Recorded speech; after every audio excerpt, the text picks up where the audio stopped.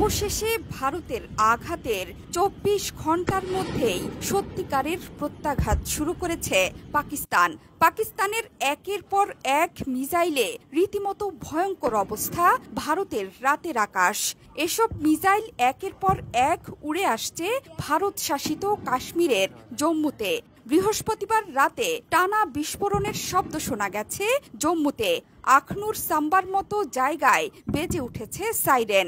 পাকিস্তানের দিক থেকে একের পর এক রকেট উড়ে আসতে দেখা গেছে। প্রাথমিকভাবে জানা গেছে ভারতের বিমান বাহিনীর ঘাঁটি লক্ষ্য করে পাকিস্তান এই হামলা চালিয়েছে।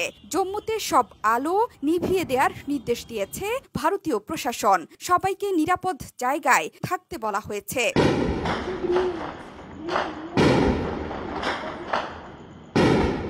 দুই দেশের গণমাধ্যমগুলো বলছে, পাকিস্তানের দিকে আন্তর্জাতিক সীমান্তের ওপার থেকে রকেট উড়ে আসতে দেখা গেছে।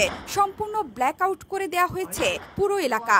সক্রিয় করা হয়েছে ভারতের আকাশ প্রতিরক্ষা ব্যবস্থা।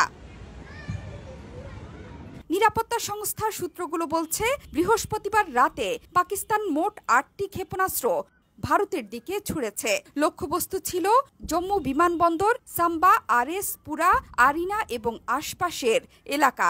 আকাশ প্রতিরক্ষা ব্যবস্থা S-400 দিয়ে এই ক্ষেপণাস্ত্রগুলো প্রতিহত করা হয়েছে বলে দাবি করছে ভারত। এর মধ্যে জম্মু বিশ্ববিদ্যালয়েও দুটো পাকিস্তানি ড্রোন গুলি করে ভূপাতিত করা হয়েছে। পুরো জম্মু শহরে মোবাইল নেটওয়ার্ক বন্ধ করে দেওয়া হয়েছে। জম্মু বিমানবন্দর, পাঠানকোটের বিমান ঘাঁটিতে বাজছে অনবরত সাইরেন। শহরের নানা প্রান্ত থেকে পাওয়া যাচ্ছে বিস্ফোরণের শব্দ।